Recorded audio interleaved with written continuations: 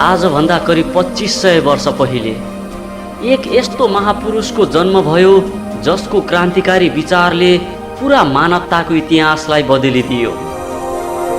आज संसारले त्यो महापुरुषलाई चिन्दछन् भगवान गौतम बुद्धको नामले।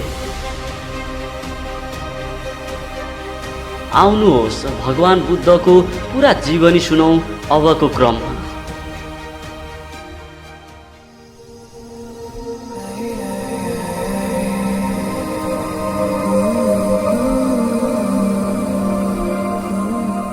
नेपालको हाल लुम्बिनी अञ्चलमा आजभन्दा करिब 2500 वर्ष पहिले कपिलवस्तु भन्ने एक देश थियो। त्यसबेला कपिलवस्तुमा शाक्य वंशका राजा शुद्धोधनले राज्य गर्ने गर्दथे। राजाका दुईवटी रानीहरू थिए, एक थिइन् मायादेवी र अर्को थिइन् प्रजापति गौतमी।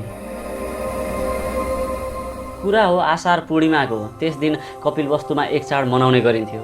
रानी मायादेवी पनि उक्त चाड मानेर दुखी दरिद्रहरूलाई दान दिएर आफ्नो खोपीमा आराम गर्न गइन्।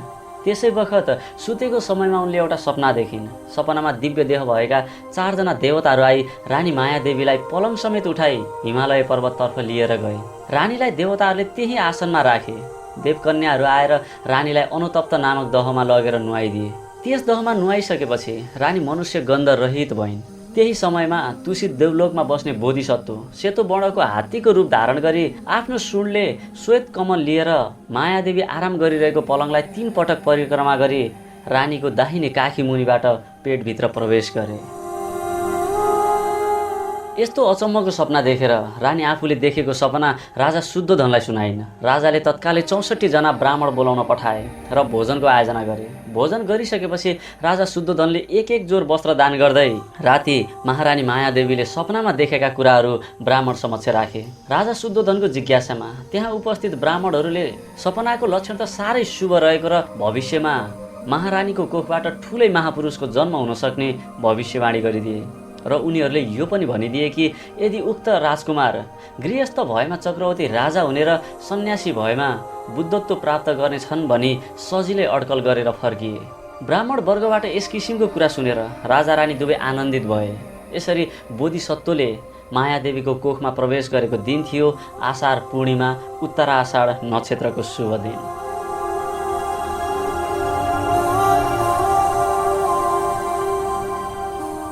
दिन हप्ता महिनामा प्रवेश गर्दै महारानीको गर्भ 10 महिनाको भयो। एक दिन मायादेवीलाई माइत जाने इच्छा लाग्यो र राजाले माइत जाने व्यवस्था गरिदिए।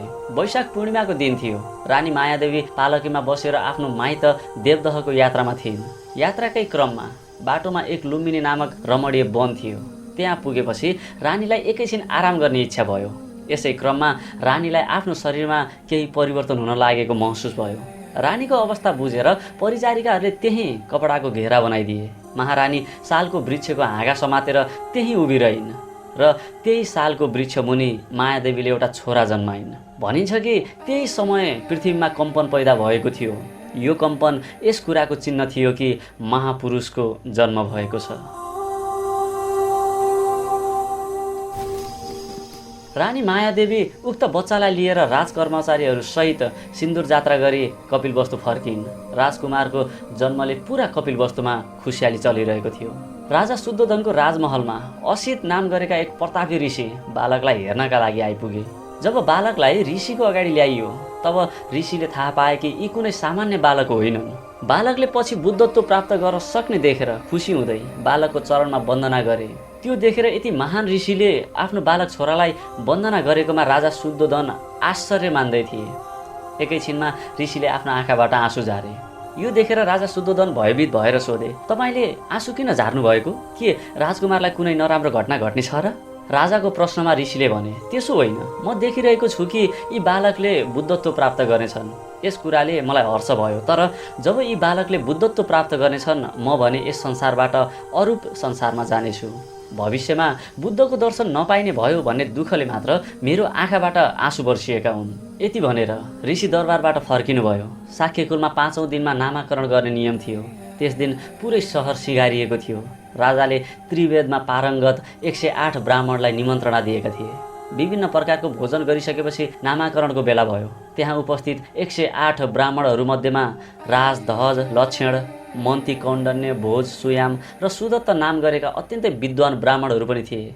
अन्तमा कौण्डन्य बाहेकका अन्य 7 जना पण्डितहरूले 2वटा औँला उठाएर यो घोषणा गरे, राजन यी बालक राजकाज सम्हाली गृहस्थ नै रहे भने अद्वितीय चक्रवर्ती सम्राट हुनेछन् र यदि उनले संसार त्यागेर सन्यासी बने भने त्रिलोकाचार्य सर्वज्ञ हुनेछन्, यसमा कुनै सन्देह छैन। तर 8 जना मध्ये सबैभन्दा कान्छा कौण्डन्य नामक पण्डितले भने एउटा मात्रै औँला उठाएर भने, महाराज, म यो निश्चयपूर्वक भनिरहेको छु कि यी बालक अवश्य नै बुद्ध बन्नेछन्। यिनले गृहस्थ भएर जीवन बिताएर बस्ने छैनन्। सबै अर्थहरू सिद्ध गर्न सक्ने भएकाले पण्डितहरूले ती बालकको नाम सिद्धार्थ राखिदिए। यसरी कौण्डन्य पण्डितले निश्चय नै यी बालकले गृहत्याग गरेर जानेछन् भन्दा राजालाई हर्ष र विस्मात दुवै भयो। एकातिर संसारकै गुरु हुनेछन् भन्दा हर्ष त भयो, तर राजकुमार भएकाले राजपाट केही नथामी गृहत्याग गरेर जानेछन् भन्दा विस्मात भयो। त्यसपछि राजाले के देखेर गृहत्याग गरेर जानेछन् भनेर सोधे।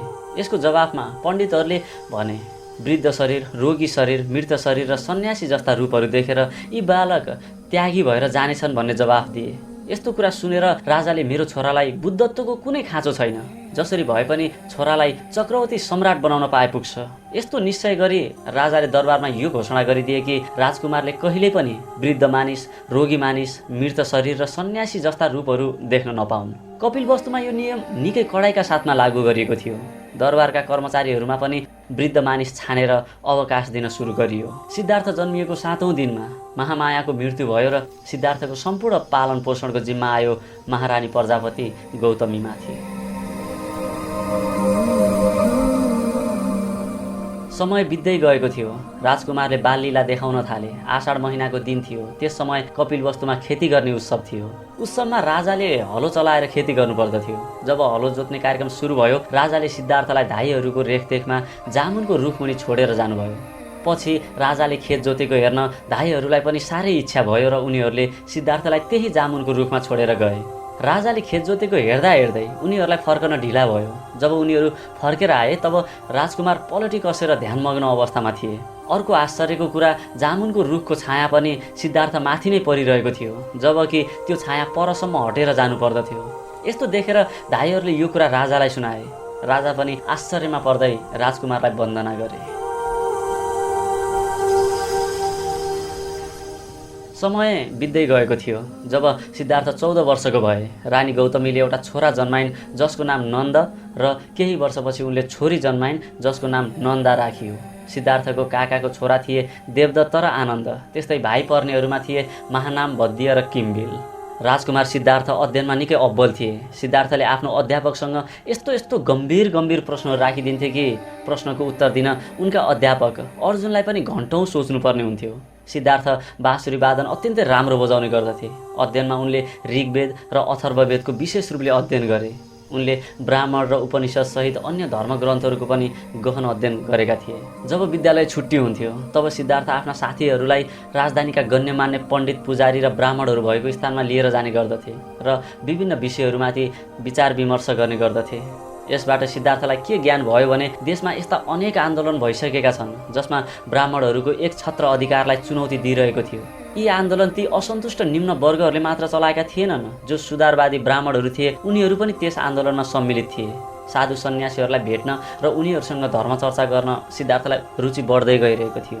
उनका पिता राजा शुद्धोधन यस कुरालाई मन पराउँदैन थिए। उनलाई सिद्धार्थले कुनै न कुनै दिन राजमहल छोडेर सन्यासी बनेर जानेछन् भन्ने भयले सताइरहन्थ्यो। राजाले यस विषयमा आफ्ना कान्छा भाइ दृढ धनराज, जो देवदत्त र आनन्दका बुबा थिए, उनीसँग चर्चा गरे। राजाको यस्तो कुरा सुनेर भाइ दृढ धनराजले केही समय विचार गरेर राजा शुद्धोधनलाई भने, यदि तपाईँ मलाई सोध्नुहुन्छ भने सिद्धार्थको विवाह गरिदिनुहोस्।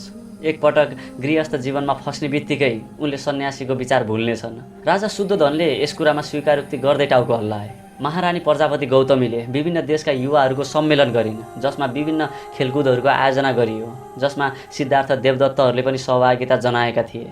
राजा शुद्धोधनकी बहिनी पामिता, जसका पति कुलियाका राजा दण्डपाणी थिए, उनीहरू आफ्नी छोरी यशोधरासँगै त्यस कार्यक्रममा उपस्थित थिए। सबै प्रतियोगिताहरूमा जस्तै धनुर्विद्या, खड्ग प्रयोग, घोडा दौड आदिमा सिद्धार्थ प्रथम भए। सिद्धार्थलाई यशोधराले पुरस्कार स्वरूप सेतो हात्ती प्रदान गरिन्। यो यशोधरा र सिद्धार्थको पहिलो भेट थियो। उनीहरूको दोस्रो भेट भने यसरी भयो। एक दिन सिद्धार्थ घुमेर राजमहल फर्किरहेका थिए। उनले एउटा सानो गाउँमा यशोधराले गरिब बच्चाहरूलाई उपचार गरिरहेको देखे। त्यस दिन सिद्धार्थलाई यशोधरासँग केही समय कुराकानी गर्ने अवसर मिलेको थियो। उनलाई यशोधरासँग आफ्नो विचार मिलेकोमा आश्चर्य पनि लागिरहेको थियो।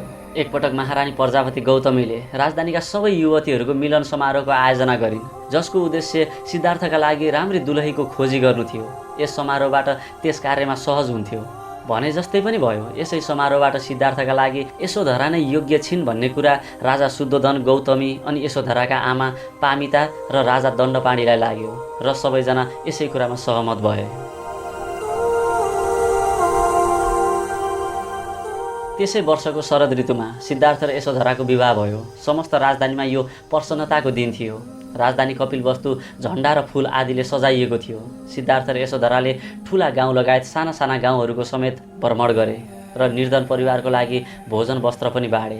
राजा शुद्धोधनले नवविवाहित युगलका लागि ऋतु अनुरूपको 3वटा भवनहरू आफ्नै रेखदेखमा बनाउन लगाए। ग्रीष्मकालीन भवनको निर्माण पहाडको उचाइमा एक रमणीय स्थानमा गराए, तर वर्षा र शरद ऋतुका लागि भवन राजधानीमै बनाइयो।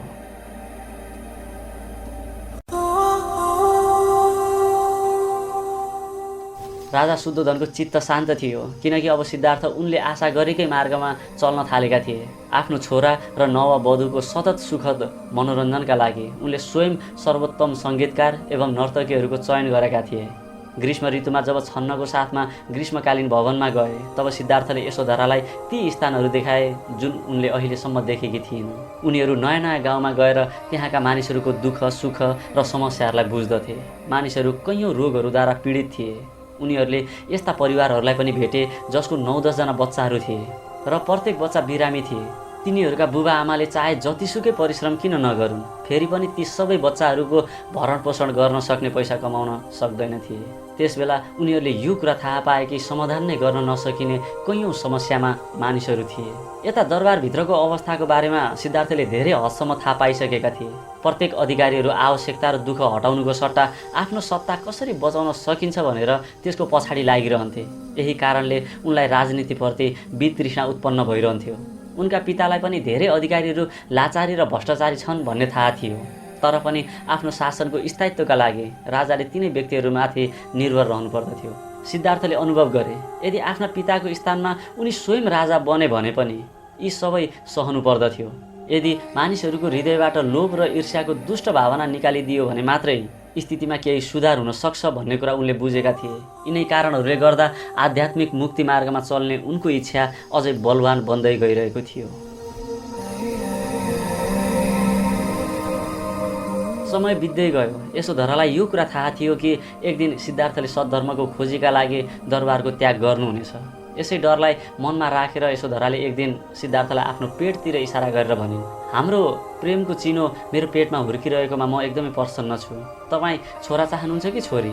यस कुराबाट सिद्धार्थलाई आनन्द त लागिरहेको थियो, तर यही कुराको बीचमा कतै चिन्ता र बन्धनको बीज विद्यमान छ भन्ने महसुस सिद्धार्थले गरे। यसै बीचमा सिद्धार्थले भने, चाहे हाम्रो सन्तान छोरा होस् कि छोरी, म खुसी नै हुनेछु। गोपा, तिमीले यो कुरा आमालाई बतायौ? यशोधराले भनिन्, अहिले त मैले तपाईँलाई मात्र बताएँ, आज बेलुका नै गएर बताउनेछु। यति सुनेर सिद्धार्थ महल बाहिर निस्किए। उनलाई समाजमा भएको अपार दुःख, राजदरबारमा हुने राजकर्मचारीहरूका षड्यन्त्र, मानिसका लोभ मोह, पद लोलुपता जस्ता कुराहरू सम्झेर आफूलाई गहिरो दलदलमा फँसेको अनुभव गर्न थाले। उनी यस कुराहरूबाट छुटकारा पाउन चाहन्थे। यस कुरामा उनी कति पनि ढिलो नहोस् भन्ने मनसाय थियो, तर पनि यशोधरालाई यस समयमा साथ दिनुपर्छ भन्ने लाग्यो।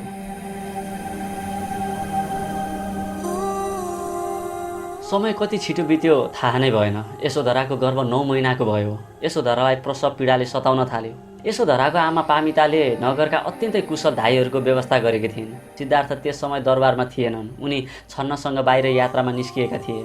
यात्रामा उनले एक फ्लू लागेको मानिसलाई देखे। उक्त मानिसलाई उपचार गर्न सिद्धार्थ रथबाट तल ओर्लिए।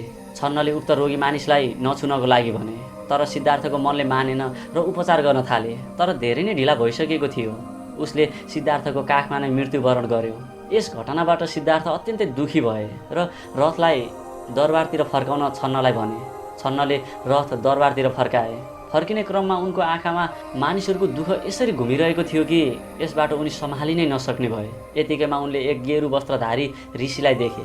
जो आफ्नो अनुहारमा आनन्दको भाव लिएर बसिरहेका थिए। ऋषिलाई देख्ने बित्तिकै सिद्धार्थमा एक नयाँ आनन्दको भाव सञ्चार भयो। सिद्धार्थले उक्त ऋषिसँग एकैछिन वार्तालाप गरेर निस्किए। दरबार पुगेपछि यशोधराले छोरा जन्माएको कुरा थाहा पाए। सिद्धार्थकै निर्देशनमा उक्त छोराको नाम राहुल राखियो। दरबार फर्किँदा फर्किँदै सिद्धार्थले दरबार त्याग्ने कुरा निश्चय गरिसकेका थिए। उनको भाव यतिसम्म विचलित थियो कि उनले राहुललाई काखमा लिनुपर्दछ भन्ने कुरासम्म पनि ध्यानमा दिएनन्। त्यसै दिन उनले बुबा शुद्धोधनलाई भेट गरेर भने, बुबा महाराज, म तपाईँसँग घर छोडेर सन्यास ग्रहण गर्ने आज्ञा लिन आएको हुँ, जसले गर्दा म सद्धर्मको मार्ग खोज्न सकूँ। यो कुरा सुनेर राजा शुद्धोधन चिन्तित भए। हुन त उनलाई पहिलेदेखि नै यो कुरा थाहा थियो, यो समय एक न एक दिन आउन सक्छ भनेर। राजाले सिद्धार्थको अगाडि राजसत्ता, मातृभूमि, जनता, बुबा आमा, यशोधरा र नयाँ छोरा राहुल सबैको जिम्मेवारीको कुरा गरे, जसको कारण सिद्धार्थ हतोत्साहित हुन्। तर सिद्धार्थले यो ठानिसकेका थिए कि उनी आफ्नो निर्णयमा अडिग थिए। आफ्नो कुनै पनि कुरा सिद्धार्थलाई नलागेपछि राजा शुद्धोधनको अनुहारमा पीडाको भाव उत्रिएर आयो। त्यसपछि उनले केही पनि भनेनन् र पछि चुपचाप आफ्नो कक्षतिर गए। राजा शुद्धोधनले उदयनलाई बोलाएर भने, सिद्धार्थले दरबार त्याग्ने कुरा गरेका छन्, जसरी हुन्छ सिद्धार्थलाई रोक्ने कोसिस गर। त्यसै आज्ञा बमोजिम उदयनले रात्रि भोजको व्यवस्था गरे। भोज र नृत्यको कार्यक्रम सकिएपछि राजमहलमा शान्ति छायो। सिद्धार्थ निकै अबेरसम्म बाहिर एक्लै नै बसिरहे। उनले आज राति नै दरबार छोड्ने निश्चय गरिसकेका थिए। यशोधरालाई आज राति नै सिद्धार्थले महल छोड्नेछन् भन्ने कुरा थाहा थियो। सिद्धार्थ आफ्नो कक्षमा आए। उनले पर्दा हटाएर यशोधरातिर हेर्न थाले। यशोधरा सुतिरहेकी थिइन् भने राहुल यशोधराको काखमा सुतिरहेको थियो। सिद्धार्थले भित्र गएर यशोधरासँग बिदा लिने विचार गरे, तर तुरुन्तै रोकिए। सिद्धार्थले यस सम्बन्धमा जे जति भन्नुपर्ने थियो त्यो भनिसकेका थिए। त्यसैले यशोधरालाई यो कुरा थाहा थियो। अब फेरि उनले यशोधरालाई बिउजाए भने बिदाको समय बोजिलो हुन सक्छ। उनले पर्दा लगाइदिए र त्यहाँबाट निस्कन तयार भए। तर उनले फेरि पर्दा उठाए, जसले गर्दा आफ्नी पत्नी र पुत्रलाई अन्तिम पटक देख्न सकियोस्। उनले एकहोरो पत्नी र पुत्रलाई हेरिसकेपछि पर्दा झारिदिएर बाहिर निस्किए। उनले देखे छन्न अहिले पनि जागे अवस्थामा छन्। छन्नलाई देखेर उनले भने, छन्न, कृपा गरेर कन्थकलाई म भएको ठाउँमा लिएर आऊ, जो सिद्धार्थको घोडा थियो। छन्नले कन्थकलाई सिद्धार्थको सामुन्नेमा लिएर आए। छन्नले सोधे, के म पनि तपाईँसँग जान सक्छु? सिद्धार्थले हुन्छ भनेर शिर हल्लाएपछि छन्न पनि उनीसँग जान तयार भए। त्यसपछि दुवैजनाले राजमहल प्राङ्गण पार गरे। बाहिर निस्किएपछि सिद्धार्थले राजधानीलाई अन्तिम पटक हेरेर सोचे, यदि म सद्धर्मको मार्ग खोज्नमा विफल रहेँ भने कहिल्यै पनि कपिलवस्तु फर्कने छैन। मनमा यति सङ्कल्प गरेर उनीहरू अत्यन्तै तीव्र रूपमा दक्षिणतर्फ निस्किए। बाटोमा अनुमा नदी बगिरहेको थियो। त्यो नदी पनि पार गरेर सिद्धार्थ र छन्न एक जङ्गलको किनारमा रोकिए। सिद्धार्थले त्यहाँ आफ्नो तलवारले आफ्नो कपाल काटी तलवार र कण्ठहार छन्नलाई दिँदै, यो मेरो बुबालाई दिनु र उहाँलाई म माथि विश्वास राख्नु भनेर भनिदेऊ। मैले केवल आफ्नो स्वार्थको कारण उत्तरदायित्वबाट भाग्न घर छाडेको होइन। म अब सबै प्राणी मात्रको तर्फबाट अगाडि बढिरहेको छु। कृपया बुबा र आमालाई मेरो तर्फबाट सान्त्वना दिनु। यशोधरालाई पनि धैर्यताका साथ बस्न लगाउनु। यसो भन्दा भन्दै छन्नको आँखाबाट आँसुका धारा बग्न थाले। मन नहुँदा नहुँदै पनि राजकुमारको आज्ञा पालन गरेर भने, जस्तो तपाईँ भनिरहनु भएको छ म त्यस्तै नै गर्नेछु। तर राजकुमार, हामी सबैलाई याद राख्नुहोला, जब तपाईँ सद्धर्मको मार्ग खोज पुरा गर्नुहुनेछ फर्कन नभुल्नुहोला। सिद्धार्थले शिर हल्लाएर हुन्छ भनेर मुस्कुराए। त्यसपछि छन्न त्यहाँबाट कपिलवस्तु फर्कनका लागि सिद्धार्थसँग छुट्टिए।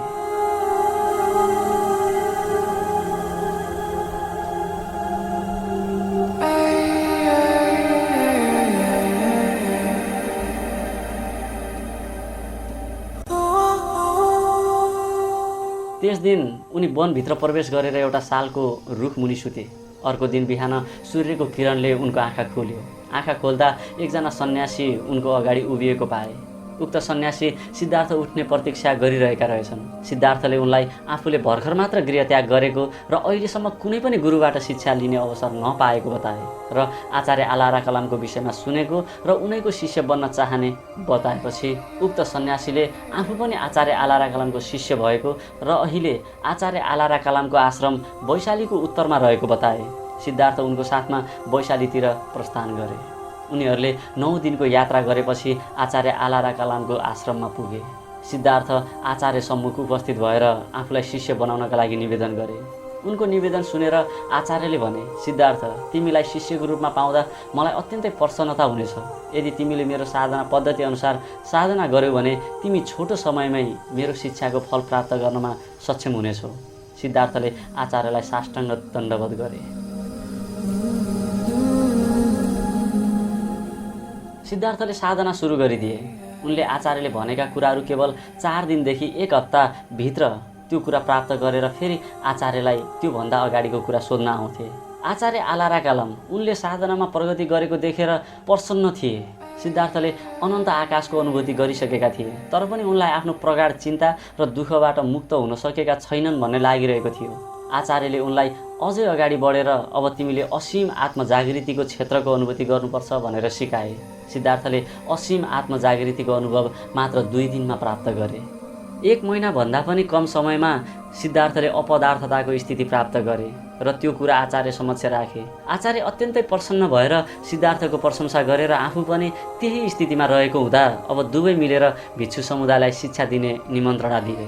तर सिद्धार्थको लक्ष्य कुनै सम्प्रदायको नेता बन्नु थिएन, बरु साँचो मुक्ति मार्ग खोज्नु थियो। सिद्धार्थले गुरुलाई प्रणाम गर्दै उत्तर दिए, आदरणीय आचार्य, यो नै मेरो अन्तिम लक्ष्य होइन जसको खोजीमा म निस्किएको छु।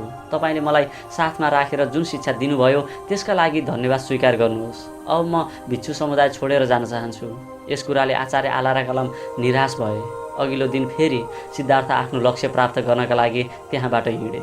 सिद्धार्थले त्यहाँबाट निस्किएर गङ्गा पार गरेर मगध साम्राज्यभित्रसम्म गइरहे। सिद्धार्थको चाल चलन देखेर जो कोही पनि उनीबाट प्रभावित हुने गर्दथे। एक दिन सिद्धार्थबाट प्रभावित भएर मगध राज्यका राजा बिम्बिसार उनलाई भेट्न आए। राजाले उनलाई दरबारमा जानका लागि विभिन्न लोभहरू देखाए, तर पछि सिद्धार्थ कपिलवस्तुको राजकुमार भएको कुरा थाहा पाएपछि आश्चर्यचकित भए। लज्जित हुँदै क्षमा मागे। त्यहाँ सिद्धार्थ र राजा बिम्बिसारको मित्रता भयो। सिद्धार्थको गुरुको खोज जारी नै रहेको थियो। यतिकैमा उनले उद्योग रामपुत्रको बारेमा सुने, जो अहिले 75 वर्षका थिए र ध्यानको गहिरो स्थिति प्राप्त गरेका थिए। सिद्धार्थ त्यतै लागे।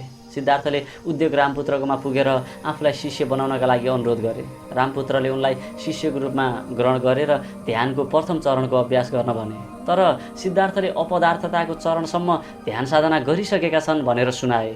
उद्योगले त्यस स्थितिको परीक्षा लिए, त्यसमा उनी सफल भए। त्यसपछि आचार्यले सिद्धार्थलाई निर्विचार स्थितिको ध्यान गर्न सुझाव दिए।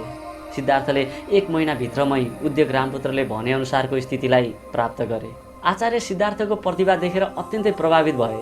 उनले संयुक्त रूपमा आश्रमवासीहरूलाई मार्गनिर्देशन गर्न र आफ्नो मृत्युपछि उद्योग रामपुत्रको पद सम्हालेर बस्न सक्छौ भनेर सुझाव दिए। तर सिद्धार्थले विनम्रतापूर्वक उक्त पदलाई स्वीकार गर्न असमर्थ भएको कुरा व्यक्त गरिदिए, किनभने निर्विचारको स्थिति प्राप्त गर्नु पनि परम मुक्ति थिएन। त्यसैले सिद्धार्थले त्यस भिक्षु सङ्घलाई पनि छोडेर जाने कुरा व्यक्त गरे। त्यहाँ रहँदा कौण्डन्य उनको प्रिय मित्र बनेका थिए। कौण्डन्य तिनै थिए जो सिद्धार्थको न्वारानको दिन 1 औँला उठाएर सिद्धार्थले गृहत्याग गर्ने घोषणा गरेका थिए। सिद्धार्थले भिक्षु सङ्घ छोडेर जाँदा कौण्डन्य सबैभन्दा बढी दुखी थिए। उनी पहाडको फेदसम्म सिद्धार्थलाई छोड्न आए। सिद्धार्थले 2 सर्वोच्च आचार्यहरूबाट शिक्षा पाएर अध्यात्मको क्षेत्रमा धेरै कुराहरू प्राप्त गरेका थिए, तर उनको मूलभूत प्रश्न भने अझै अनुत्तरित थियो। उनले के अनुभव गरे भने अब कुनै पनि आचार्यले यसभन्दा धेरै शिक्षा दिन सक्दैनन्। त्यसैले सम्बोधि प्राप्तिका लागि उनी स्वयंले साधना गर्नुपर्नेछ। यसरी उनी उरुबेला गाउँको नजिकै रहेको नैरञ्जना नदीको किनारमा बसेर शरीर पीडन तप गर्न थाले। शरीर पीडन तप गरेको 4थो महिनामा कौण्डन्य र बाँकी 4 जना मित्रहरू सिद्धार्थलाई खोज्दै आए। जब कौण्डन्यले पनि उद्योग रामपुत्रको आश्रममा रहँदा निर्विचारको स्थिति प्राप्त गरे। त्यसपछिको शिक्षाका लागि उनीहरूले सिद्धार्थलाई खोज्न थाले। 4थो महिनादेखि सबै मिलेर शरीर पीडन तपमा रत रहे। बाँकी 5 जना सिद्धार्थले गरेको तपस्या देखेर उनीहरूको पनि मुटु काप्थ्यो र यस्तो तपस्या त कसैले पनि गर्न सक्दैन भनेर ठान्दथे। शरीर पीडन तपले उनको शरीर एकदमै जीर्ण बन्दै गइरहेको थियो। उनीहरूले अन्नको भोजन गर्न पनि छाडिसकेका थिए। सारा प्रयासका बावजुद पनि सम्बोधिको नामो निशान देखा परेको थिएन। एक दिनको कुरा हो, सिद्धार्थ नैरञ्जना नदीमा नुहाउन र वस्त्र धुन प्रवेश गरेर फर्कने बेलामा उनको जीर्ण शरीरले उनको साथ नै छोड्ला जस्तो भयो। सिद्धार्थले आँखा नै देखेनन्। उनले बल्ल बल्ल पानीमा छोएको रुखको एक हाँगा समातेर उभिरहे। जबसम्म उनी आफूलाई सम्हाल्न सक्ने भएनन्, उनी त्यहीँ उभिरहे। केही समयपछि सिद्धार्थ नदी बाहिर निस्किएर जङ्गलतिर जान थाले। उनी त्यही पल्टिए। त्यसै समयमा सुजाता नाम गरेको एक बालिकाले देवतालाई चढाउन लिएर आएको दुध सिद्धार्थको मुखमा राखिदिइन् र सिद्धार्थको होस आयो। त्यसपछि सिद्धार्थलाई यो कुरा थाहा भयो कि उनको शरीर पीडन तपको मार्ग अर्थहीन छ भनेर। उनलाई यो कुराको बोध भयो कि सम्बोधिका लागि शरीर पनि स्वस्थ हुनुपर्दछ र त्यसका लागि भिक्षुले भोजन गर्न आवश्यक हुन्छ भनेर। उनले शरीर पीडन तपको मार्ग छोडिदिए र भोजन गरे। यो देखेर कौण्डिन्य सहितको 5 जना सन्यासीहरूले ठाने कि सिद्धार्थ आफ्नो सम्बोधिको मार्गलाई बीचमा छोडिदिएका छन्। अब हामीले सिद्धार्थलाई विश्वास गर्नुको कुनै अर्थ छैन।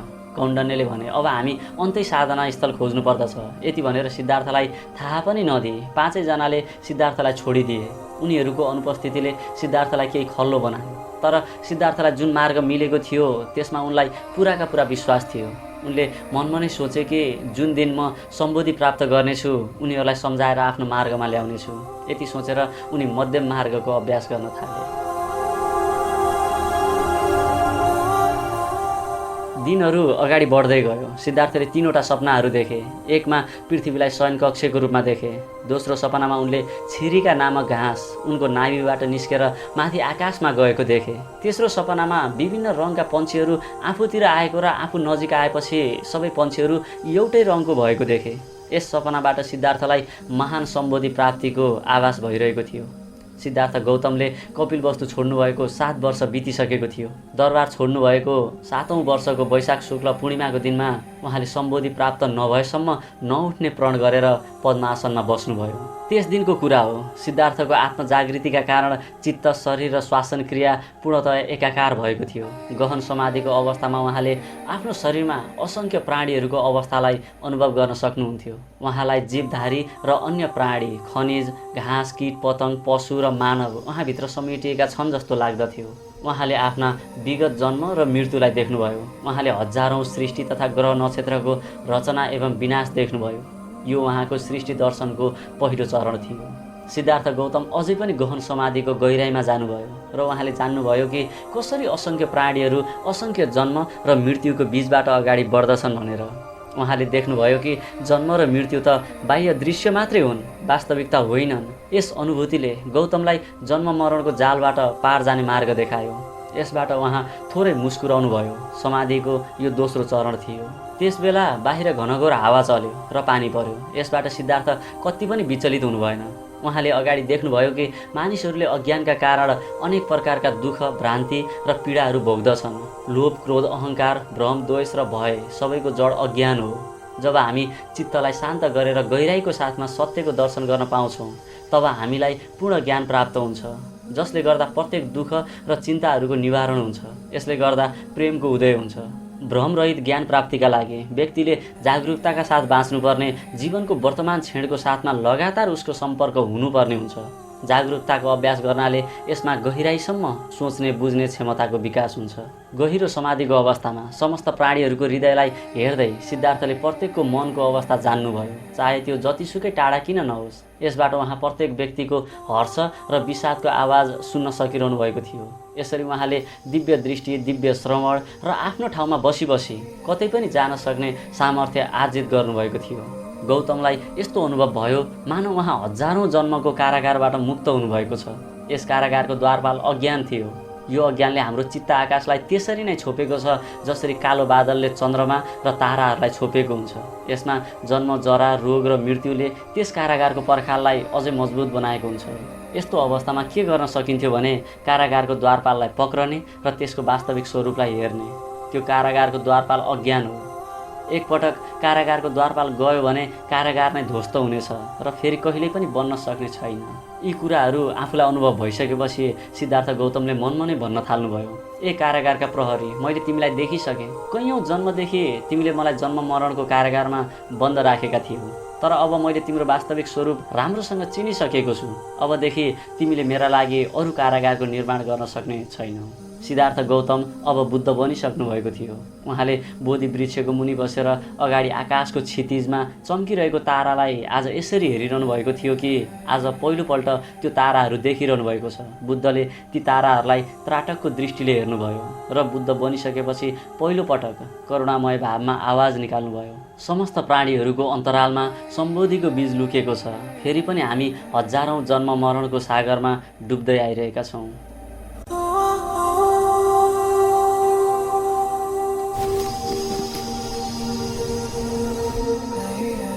सम्बोधि लाभ गरिसकेपछि उहाँले आजसम्म आफूलाई सम्बोधि लाभका लागि सहयोग गर्ने सम्पूर्णलाई धन्यवाद दिनुभयो। त्यसमा आफ्ना विरोधीहरूदेखि लिएर आफन्तसम्मका सबै पर्दथे।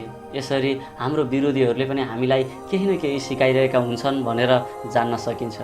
बुद्धले आफ्नो कपिलवस्तुका प्रजाहरूलाई सम्झनुभयो। आफ्ना आमा बुबा, पत्नी यशोधरा, छोरो राहुल, भाइहरू छन्न, राजा बिम्बिसार र कौण्डन्यसहित 5 जना सन्यासीहरूलाई सम्झनुभयो, जसलाई उहाँले सम्बोधि प्राप्तिपछि आफूले पाएको ज्ञान बाँड्ने वाचा गर्नुभएको थियो। ज्ञान प्राप्तिपछि 7 हप्तासम्म भगवान बुद्ध त्यही बोधिवृक्ष मुनि सम्बोधिको प्राप्तिको आनन्दमा रहनुभयो।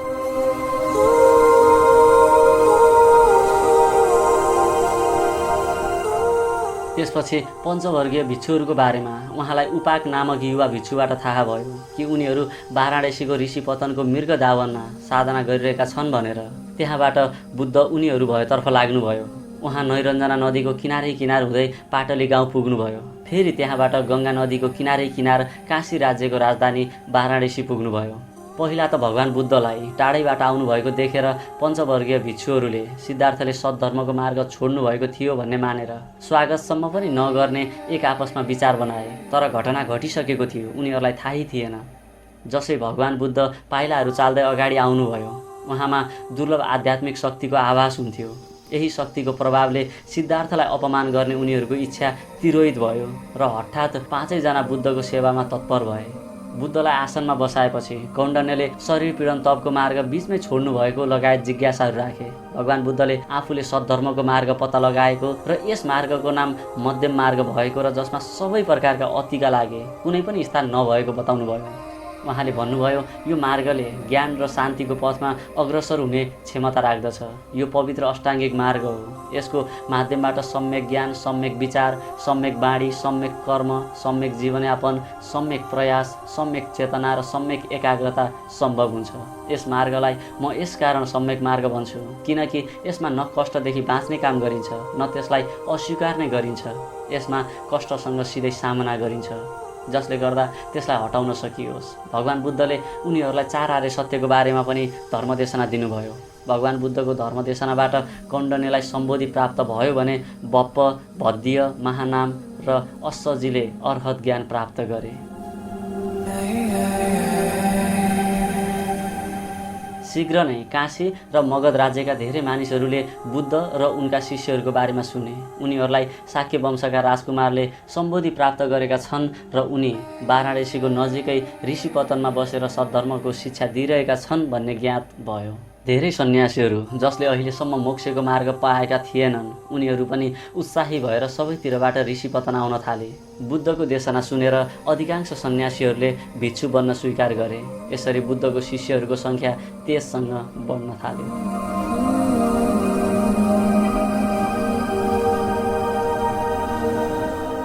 त्यहाँ भगवान बुद्धले कौण्डन्यलाई प्रवज्य दिने जिम्मेवारी सुम्पिएर आफू ऋषिपतनबाट मगधको यात्रामा निस्कनुभयो। उहाँ बोधिवृक्ष भएको स्थानमा जानुभयो जहाँ उहाँले सम्बोधि प्राप्त गर्नुभएको थियो। त्यसै दिन सुजाता र अन्य बच्चाहरूबाट भगवान बुद्धलाई उरुवेला काश्यपको बारेमा थाहा भयो, जो अग्निदेवताको आराधना गर्ने गर्दथे। उनको साथमा 500 शिष्यहरू थिए। भगवान भोलिपल्ट नै काश्यपलाई भेट्न जानुभयो। यसबाट काश्यप ऋषि बुद्धको ज्ञानदेखि एकदमै प्रभावित भए। बुद्धले उनलाई अनात्माको शिक्षा दिनुभयो। यस सम्बन्धमा काश्यपसँग थुप्रै प्रश्नहरू थिए। बुद्धले ती प्रश्नहरूको उत्तर सहजताका साथ दिनुहुन्थ्यो। बुद्धसँग भेटिसकेपछि उनलाई लाग्यो कि उनको यतिका समय यत्तिकै खेर गयो। अघिल्लो दिन काश्यपले आफ्ना 500 शिष्यसँग छलफल गरेर आफू बुद्धको शिष्य बन्ने घोषणा गरिदिए। यसबाट 500 शिष्य पनि बुद्धको शिष्य बन्न तयार भए। यसरी उनीहरू बुद्ध समक्ष प्रणत भएर 3 पटक बुद्धम शरणम गच्छामि, धम्मम शरणम गच्छामि र सङ्गम शरणम गच्छामिको उच्चारण गरे। यी त्रिरत्नहरूको उच्चारणले समस्त वन गुन्जायमान भयो। त्यसपछि काश्यपका अरू भाइहरू 400 शिष्यहरूको साथमा गयाबाट पनि आए र बुद्धको शिष्य बने। यसरी त्यहाँ बुद्धको शिष्यको सङ्ख्या 900 पुग्यो। त्यहाँबाट बुद्ध काश्यपसहित 900 शिष्यहरूको साथमा राजा बिम्बिसारको राजगृहको नजिकै पुग्नुभयो र त्यहाँ ताडवनमा बस्नुभयो, जसको व्यवस्था उरुबेला काश्यपले गरेका थिए। भगवान बुद्ध राजगृहमा आउनुभएको कुरा राजा बिम्बिसारलाई थाहा भयो। बुद्ध उनै युवा सन्यासी थिए जो धेरै पहिले शीर्ष पर्वतमा साधनारत रहँदा भेट भएको थियो भन्ने कुरा बुझी राजा, रानी र छोरा अजातशत्रुलाई लिएर भगवान बुद्धलाई भेट्न ताडवनमै आउनुभयो। राजा बिम्बिसारको आगमनको खबर पाउनासाथ भगवान बुद्ध स्वयं र काश्यप राजालाई स्वागत गर्न आउनुभयो। त्यसबेला राजा बिम्बिसार बुद्धलाई दोस्रो पटक भेटेर एकदमै प्रसन्न देखिन्थे। भगवान बुद्धले त्यहाँ पञ्चशील र जीवनको सबै तत्त्वहरूको अनित्यताको बारेमा देशना दिनुभयो। देशना सकिएपछि राजाले भगवान बुद्ध र उहाँका समस्त 900 शिष्यहरूलाई पूर्णिमाको दिन भोजनको लागि दरबारमा निमन्त्रणा दिनुभयो। त्यहाँ उपस्थित सबैले बुद्धलाई धन्यवाद दिए र त्यसमध्ये 20 जनाले बुद्धको शिष्य बन्ने इच्छा प्रकट गरे। यिनै दिनहरूमा भगवान बुद्धलाई 2 असाधारण नयाँ शिष्यहरू प्राप्त हुनेवाला थियो, जसको प्रयासले बुद्धको शिक्षालाई एक नयाँ उचाइ प्राप्त हुन सक्यो, जसको नाम थियो सारीपुत्र र मौद्गल्यायन। एक दिन सारीपुत्रले भगवान बुद्धको शिष्य अश्वजीलाई राजगृहमा भिक्षाटन गरिरहेको देखे। भिक्षुको सौम्य प्रशान्त मुद्राले उनलाई तुरुन्त आकृष्ट गर्यो। सारीपुत्र अश्वजीको नजिकै गएर हात जोड्दै नमन गरेर सोधे, तपाईँको मुखमण्डल शान्तिको कारण चम्किरहेको छ। तपाईँको हिँड्ने मुद्राबाट नै तपाईँको ज्ञानको दर्शन हुन्छ।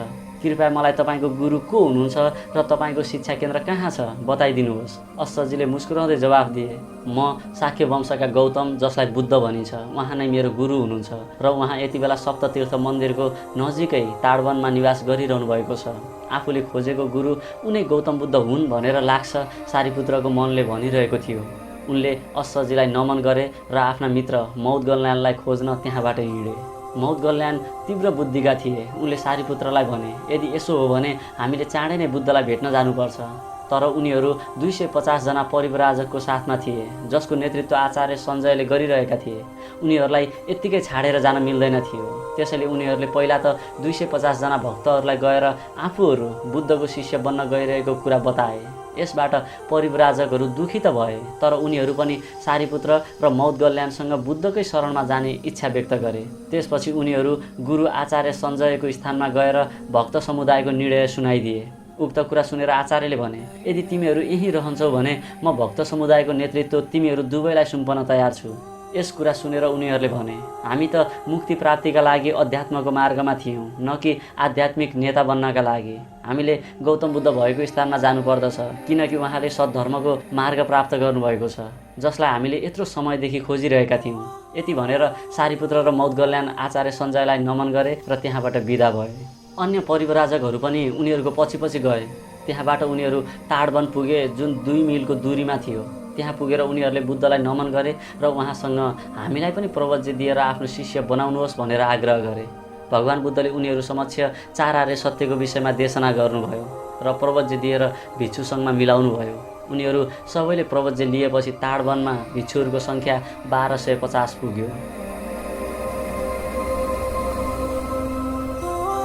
त्यसपछिको पूर्णिमाको दिनमा राजा बिम्बिसारले राजदरबारमा बुद्धसँगको लागि भोजनको आयोजना गरे र त्यही आयोजनामा राजाले बुद्धसँगलाई बेडुवन दान गरे, जुन वन अत्यन्तै सुन्दर थियो र राजगृहबाट नजिक पनि पर्दथ्यो। त्यसबेला भगवान बेडुवनमा हुनुहुन्थ्यो। कपिलवस्तुबाट कालुदही र छन्न भगवान बुद्ध मगधमा हुनुभएको समाचार पाएर भेट्न आए। भगवान बुद्धले उनीहरूसँग लामो समय कुराकानी गर्नुभयो र त्यस वर्षको वर्षाकालपछि कपिलवस्तु फर्कने सल्लाह गर्नुभयो। कालुदही बुद्धबाट प्रभावित भएर भेट भएको 1 हप्तापछि भिक्षु बने भने छन्नले यशोधरालाई सोधेर मात्र भिक्षु बन्ने योजना बनाए। वर्षाकाल सकिएपछि भगवान बुद्ध 300 शिष्यहरूको साथमा कपिलवस्तु फर्किनुभयो। कालुदही र छन्न भने 1 महिना पहिला नै बुद्धको आगमनको खबर दिन कपिलवस्तु पुगेका थिए। बुद्धलाई स्वागत गर्न राजा शुद्धोधन नगरको द्वारसम्म गए। जब भगवान बुद्ध र राजाको भेट भयो, राजा शुद्धोधनले आँखाभरि आँसु बनाउँदै भने, तिम्रो महल छोड्ने निर्णय कति सही रहेछ भनेर मैले आज बुझिसकेको छु र मलाई थाहा थियो तिमी हामीलाई भेट्न एक दिन आउँछौ भनेर राजाले गौतम बुद्धलाई राजमहलमा लिएर गए र भिक्षु नागसमल पनि बुद्धको पछि गए। बुद्धकै निर्देशनमा 300 भिक्षुहरूलाई सारीपुत्रले नेग्रोदा उद्यानमा लिएर गए। राजा र बुद्ध महलको नजिकै आएपछि यशोधराले राहुललाई उनको बुबाको बारेमा बताइन् र बुद्धलाई देखाउँदै उनै राहुलको बुबा भएकोले गएर भेट्न र आफूलाई दिनका लागि तपाईसँग के छ भनेर सोध्न भनिन्। राहुल दौडिएर बुद्ध र राजा भएको ठाउँमा गए। बुद्धलाई दौडिएर आएको बालक आफ्नो छोरा हो भनेर चिन्न गाह्रो भएन। गौतम बुद्धले राहुललाई आफ्नो अँगालोमा राख्नुभयो। त्यसपछि राहुलले आफ्ना पिता बुद्धलाई प्रश्न गरे, तपाईँ मेरो बुबा हुनुहुन्छ भनेर मेरी आमाले भन्दै हुनुहुन्थ्यो र आमाले यो पनि माग्न भन्नुभएको थियो कि तपाईँसँग मलाई दिनका लागि के छ भनेर। भगवान बुद्धले मुस्कुराउँदै राहुलको गाला मुसार्दै भन्नुभयो, उपयुक्त समय आएपछि म तिमीलाई मसँग भएको कुरा अवश्य दिनेछु। त्यसपछि गौतम बुद्धलाई भेट्न रानी गौतमी, यशोधरा, बहिनी नन्दा आए। तर रानी गौतमी र यशोधराको आँखाबाट आँसु नरोकिने गरी बग्न थाल्यो। यो प्रसन्नता र पुनर्मिलनको आँसु थियो। गौतम बुद्धले उनीहरूलाई रुन दिनुभयो। त्यस दिन भगवान बुद्ध र नागसमलले दरबारमै भोजन गरे। त्यस बेलासम्म युद्ध विद्या सिक्न गएका भाइ नन्द पनि आइसकेका थिए। त्यहाँ बुद्धले आफ्नो परिवारका सदस्यहरूलाई आफ्नो अनुभवहरू सुनाउनु भयो र अन्तमा बुद्धले अब नेग्रोदा उद्यानमा आफ्ना शिष्यहरू भएको स्थानमा जानुपर्ने कुरा सुनाउनु भयो। राजाले 7 दिनपछि भिक्षु सङ्घलाई भोजनका लागि आमन्त्रित गरे। बुद्धले राजाको निमन्त्रणालाई सजिलै स्वीकार गर्नुभयो र त्यसपछि भगवान बुद्ध र नागसमल त्यस दिन नेग्रोदा उद्यानतिर फर्किनुभयो। कपिलवस्तुमा समस्त नगरवासीहरूका लागि बुद्ध फर्किएको कुरा चर्चाको विषय बनेको थियो। 1 हप्तापछि राजदरबारमा बुद्ध सङ्घका लागि भोजनको आयोजना गरियो। भोजनपछि भगवान बुद्धले देशना दिनुहुँदै भन्नुभयो, दुःख जीवनको यथार्थ सत्य हो, तर त्यसबाट छुटकारा पाउन सकिन्छ र त्यसका लागि प्रज्ञाको पथमा चल्नु पर्दछ, जसको लागि सचेतना बनाइराख्नु पर्दछ। सचेतनाका लागि श्वासन क्रियामाथि नियन्त्रण राख्नु पर्दछ। त्यहाँ उहाँले 4 आर्य सत्यको बारेमा बताउनुभयो र दान पारमिता, शील पारमिता, प्रज्ञा पारमिता, क्षान्ति पारमिता, वीर्य पारमिताको बारेमा बताउनुभयो, जसबाट मुक्ति सम्भव हुन्छ। त्यहाँ भगवान बुद्धको भाइ नन्दले भिक्षु बन्ने विचार राखे र उनी भिक्षु बने। कपिलवस्तुको नेग्रोदा उद्यान छिटै नै एक बिहारमा परिणत भयो। कपिलवस्तुका उच्च घरानाका युवाहरू अनिरुद्ध, बद्य, भृगु, किम्बिल साथै बुद्धका काकाका छोराहरू देवदत्त र आनन्दले 1 महिनापछि भिक्षुको प्रवज्य लिए, जो भगवान बुद्धको प्रमुख शिष्यहरूमै गनिन्थे। कपिलवस्तुबाट बुद्ध 120 शिष्यहरूको साथमा मगध फर्किनुभयो। बेडुवनमा नै रहँदा महाकाश्यप बुद्धलाई भेट्न आए। उनी गुरुको खोजीमा रहेछन्। उनले जीवनप्रतिको क्षीण भङ्गुरता अनुभव गरेर बुद्धको शरणमा आएका थिए। महाकाश्यपले आफ्नो श्रीमतीलाई पनि सङ्घमा सम्मिलित गराउन चाहन्थे, तर भगवान बुद्धले त्यो समय अहिले आइसकेको छैन, त्यसैले केही समय प्रतीक्षा गर्नुपर्ने छ भन्नुभयो। एकपटकको कुरा हो, भगवान बुद्ध बेडुवनमा नै हुनुहुन्थ्यो। सुदत्त नामक एकजना व्यापारी आफ्ना व्यापारको सिलसिलामा कौशल राज्यबाट मगध जाने आउने गर्दथे। एक दिन उनी मगध आउँदा सहरमा निकै उल्लास थियो। त्यो के को उल्लास हो, त्यहाँ के हुन गइरहेको छ उनले बुझ्न सकेका थिएनन्। उनले सहरका आफ्ना साथीलाई के को उपलक्ष्यमा यी सबै व्यवस्था गर्न लागि हो भनेर सोधे।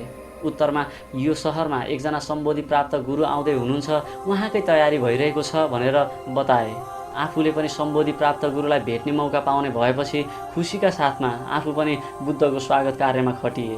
भोलिपल्ट बुद्ध उक्त नगरमा आउनुभयो र प्रवचन गर्नुभयो। बुद्धको अहिंसावादी र शान्तिबारेको प्रवचन सबैले सुने। बुद्धको प्रवचनबाट सबै मानिस प्रभावित भए। त्यहाँ पनि बुद्धका उपासक र शिष्यहरूको सङ्ख्या बढ्यो। त्यसपछि सुदत्त बुद्धलाई आफ्ना कौशल राज्यको श्रावस्तीमा लैजानका लागि बुद्धलाई भेट्ने निश्चय गरी बुद्धको नजिकै आए र नमन गरे। सुदत्तले आफ्नो कौशल राज्यमा पनि बुद्ध सङ्घलाई निमन्त्रणा गरे। बुद्धले पनि सहज रूपमा उक्त निमन्त्रणालाई स्वीकार गर्नुभयो र सारीपुत्रलाई लिएर व्यापारी सुदत्त आफ्ना कौशल राज्य फर्किए। उनको गाउँ कौशल राज्यको राजधानी श्रावस्ती थियो। बुद्धलाई राख्नका लागि व्यापारी सुदत्तले विभिन्न ठाउँहरू हेरे, तर कहीँ पनि त्यस्तो ठाउँ देखेनन् जहाँ बुद्ध सङ्घलाई राख्न सकियोस्। उनी ठाउँ खोज्दा खोज्दा निकै थाकिसकेका थिए। अब एक ठाउँ मात्र बाँकी थियो, त्यो हो राजकुमार जेतको जेत वन। यो निकै शान्त र शीतल थियो, तर राजकुमार जेठले उक्त वन बेच्छन् भन्ने कुरामा शङ्का थियो। त्यही भए पनि एकपटक सोध्नु पर्यो भनेर सुदत्त राजकुमार भएको ठाउँमा गए। त्यस समय राजकुमार जेठ आफ्ना मन्त्रीहरूका साथमा छलफल गर्दै थिए। राजकुमारले व्यापारी सुदत्त आउनुको कारण सोधे र सुदत्तले भने, राजकुमार, के तपाईँ जेठ वन बेच्नुहुन्छ?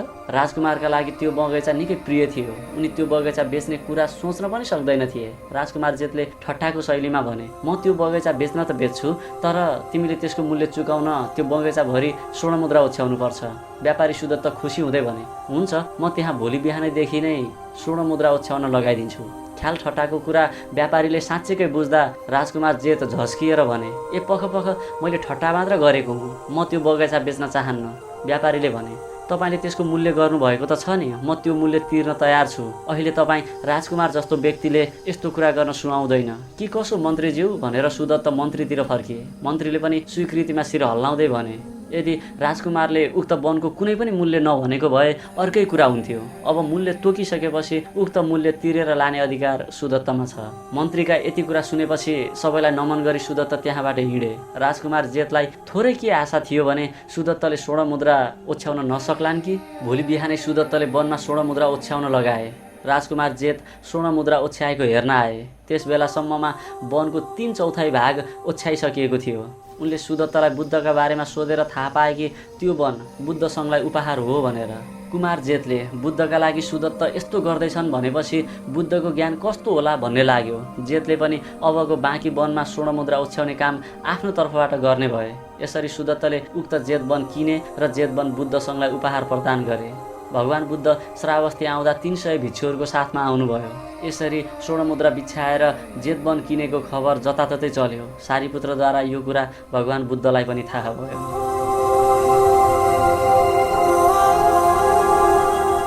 एकपटक भगवान बुद्धले श्रावस्ती नगरको सुनित भन्ने व्यक्तिलाई भिक्षु बनाएर सङ्घमा सम्मिलित गर्नुभयो, जो मलमूत्रको काम गर्ने एक अछुत थिए। यो खबर बिस्तारै बिस्तारै पुरै राजधानीमा फैलियो, जसले गर्दा राजधानीमा उच्च वर्णका मानिसहरूमा खलबली मच्चियो। कौशलको इतिहासमा अहिलेसम्म कुनै अस्पृश्यलाई धार्मिक सम्प्रदायमा सम्मिलित गरिएको थिएन। केही मानिसहरूले बुद्ध वर्तमान व्यवस्थालाई उखेलेर फ्याँक्न र देशमा आपत उत्पन्न गराउने षड्यन्त्र गरिरहेका छन् भनेर आरोप लगाए। यस कुराले समाज निकै तातेको थियो। यो कुरा जेठ वनमा बुद्धलाई पनि थाहा भयो। तत्कालै भगवान बुद्धले वरिष्ठ शिष्यहरू सारीपुत्र, महाकाश्यप, महामौद्गल्यान र अनिरुद्धलाई बोलाउनु भयो र छलफलमा बस्नुभयो। छलफलमा सारीपुत्रले भने, महत्त्वपूर्ण कुरा भनेको सुनितको साधना हो। यदि सुनितले आफ्नो साधनामा राम्रो गर्न सके भने त्यो नै हाम्रो यस समाजको लागि उत्तर हुनेछ। अब म सुनितको साधनाका लागि पुरै प्रयास गर्नेछु। भगवान बुद्धले सारीपुत्रको काखमा हात राख्दै भन्नुभयो, तपाईँले मेरै कुरा गर्नुभयो। हामीले इतिहासमा पहिलोपल्ट अस्पृश्यका लागि ढोका खोलेका छौँ। भावी पिँढीले यसका लागि हामीलाई धन्यवाद दिनेछन्। केही समय हामीले साहस राख्नुपर्नेछ। समाजमा हल्ला चलेको कुरा श्रावस्तीका राजा प्रसेनजितलाई पनि थाहा भयो। यस बारेमा कुराकानी गर्न राजा आफै बुद्धलाई भेट्न आए। बुद्धको नजिकै एकजना भिक्षुले अत्यन्तै राम्रो प्रवचन गरेको राजाले देखे र मोहित भए। उक्त भिक्षुको बारेमा सोच्दा सोच्दै बुद्धको कुटीमा राजा पुगिसकेका थिए। बुद्धले राजालाई स्वागत गर्नुभयो। राजा प्रसेनजितले बुद्धलाई नमन गर्दै, तपाईँले एक अछुतलाई भिक्षु बनाउनु भएको थाहा पाएर म हेर्न आएको हुँ भनी प्रश्न गरे। भगवान बुद्धले तिनै प्रतिभाशाली भिक्षुतिर इसारा गर्दै उनै सुनित भएको बताउनु भयो। राजा यो देखेर आश्चर्यचकित भए। कुनै एउटा अस्पृश्य यति राम्रो प्रवचन गर्न सक्छन् भनेर उनले सोचेकै थिएनन्। भगवान बुद्धले भन्नुभयो, महामहिम, आत्ममुक्तिको मार्गमा कुनै भेदभाव हुँदैन। आत्ममुक्ति प्राप्त गर्न हरेक मानिस सक्षम छ यदि उसले चाह्यो भने। हामीले यस्तो मार्ग खोज्नु पर्दछ जसले गर्दा प्रत्येक व्यक्ति आफ्नो सम्मान र सम्भावनाहरूको पूर्ण प्राप्ति गर्न सकुन्। त्यसैले मैले भिक्षु सुनितलाई भिक्षु सङ्घमा सम्मिलित गरेको हुँ। बुद्धको यस्तो कुरा सुनेर राजाले हात जोड्दै भने, तपाईँको कुरा म बुझ्दछु। तपाईँको शिक्षा निकै गहन छ। यसमा बाधाहरू त आउँछन् नै, तर म के देखिरहेको छु भने तपाईँमा ती बाधा र कठिनाइहरू सामना गर्ने शक्ति र साहस छ। म आफ्नो तर्फबाट तपाईँको सत्य शिक्षाको समर्थन गर्नका लागि आफ्नो शक्तिको भरपुर प्रयास गर्नेछु।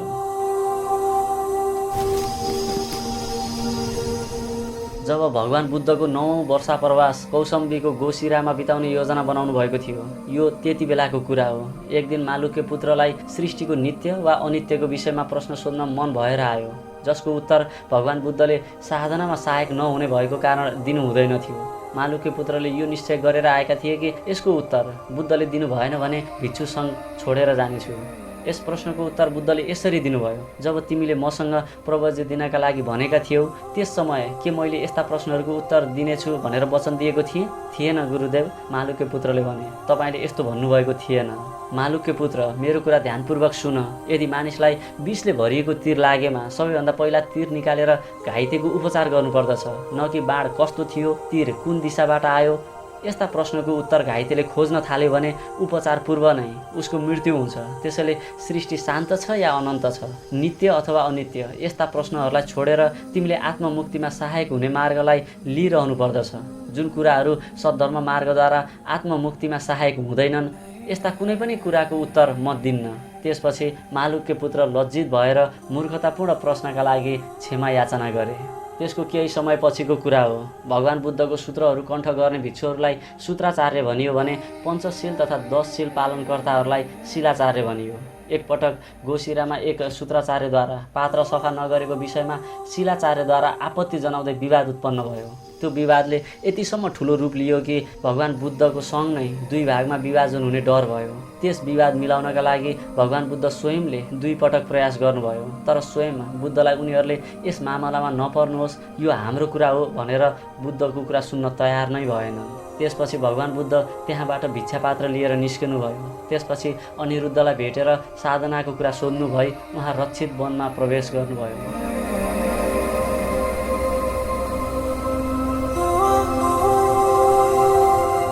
त्यसपछि उहाँ 1 वर्ष 4 महिना भिक्षु सङ्घमा फर्कनु भएन। उहाँ कहाँ जानुभयो, कसरी रहनुभयो, कसैलाई पनि थाहा हुन सकेन। त्यसपछि बुद्ध श्रावस्तीको जेतवनमा देखिनुभयो। बुद्धको आगमनले त्यहाँ उपस्थित भिक्षुहरू मान्य सारिपुत्र, राहुल, महामौदगल्याण, महाकाश्यप, महाकात्यायन, उपाली, देवदत्त लगायत सबै प्रसन्न भए। जब बुद्धले आफू कौसम्बीबाट निस्किएपछि भिक्षुहरूको विवाद के भयो भनेर आनन्दलाई सोध्नुभयो। आनन्दले जब तपाईँ हुनुहुन्न थियो त्यति बेला उनीहरू 2 पटकसम्म खोज्न आएका थिए। उनीहरू चाँडै नै क्षमा याचना गर्न यहाँ आउनेछन् भन्ने कुरा बताए। नभन्दै उनीहरू पनि कौसम्बीबाट जेत बनाए र त्यस रात सारिपुत्रले एक आपसमा दोष स्वीकार समारोहको आयोजना गरे। त्यसमा सूत्राचार्यले शिलाचार्यलाई आफ्नो दोष स्वीकार गरे र शिलाचार्य पनि सूत्राचार्यलाई हामीमा विनम्रताको कमी भएको भन्दै क्षमा मागे।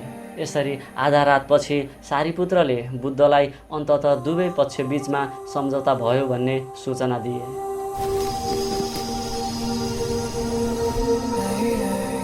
एक पटकको कुरा हो। बेडुवन नजिकैको गाउँमा रहेको धान खेत हुँदै बुद्ध हिँडिरहनु भएको थियो। बुद्धलाई एक धनी किसान भारद्वाज, जसको हजारौं एकड जमिन थियो, उसले रोक्यो र बुद्धलाई निन्दात्मक स्वरमा भने, हामी किसान हौँ, हामी आफू खानका लागि खेत जोत्छौँ, बिउ रोप्छौँ, मल हाल्छौँ, खेतको रेखदेख गर्छौँ र बाली काट्छौँ। तिमी केही पनि गर्दैनौ, तिमी उमार्दैनौ, केवल खान्छौ, तिमीहरू केवल ठग हौ। बुद्धले प्रतिक्रिया व्यक्त गर्नुभयो। तर हामी पनि हलो जोत्छौँ, बिउ रोप्छौँ, मल हाल्छौँ, बालीको रेखदेख गर्छौँ र बाली काट्छौँ। भारद्वाजले भने, त्यसो भए तिम्रो हलो कहाँ छ, गाई कहाँ छ, बिउ कहाँ छ, तिमी कुन बालीको रेखदेख गर्छौ र के बाली काट्छौ?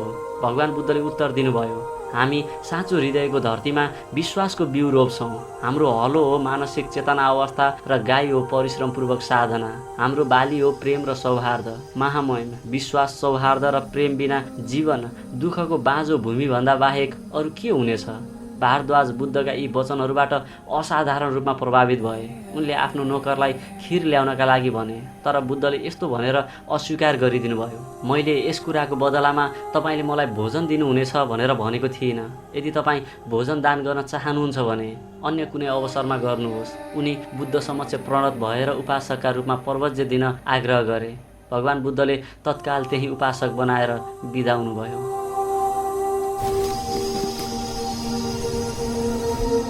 एक दिन मान्य सारिपुत्रले वरिष्ठ भिक्षुहरूलाई भगवान बुद्धको स्थायी सहायक र वर्षावासको समयमा भगवान बुद्ध कुन ठाउँमा रहने त्यो कुरा निर्गोल गर्नका लागि छलफल गर्न समारोह बोलाउनु भयो। यी दुईवटै प्रस्तावहरू सारिपुत्रले अगाडि सार्नु भएको थियो। त्यस समारोहले भगवान बुद्धको स्थायी सहायकको रूपमा भिक्षु आनन्दलाई चुनेको थियो र बुद्धको वर्षावासका लागि श्रावस्तीको जेतवनलाई चुनियो। त्यस समारोहले भगवान बुद्ध अरू बेला जहाँ हुनु भए पनि वर्षावासमा भने जेतवनमा हुनुपर्ने नियम थियो, ताकि वर्षावासमा अरू टाढाका भिक्षुहरू बुद्धलाई भेट्न र बुद्धबाट शिक्षा लिन आउन सकुन्।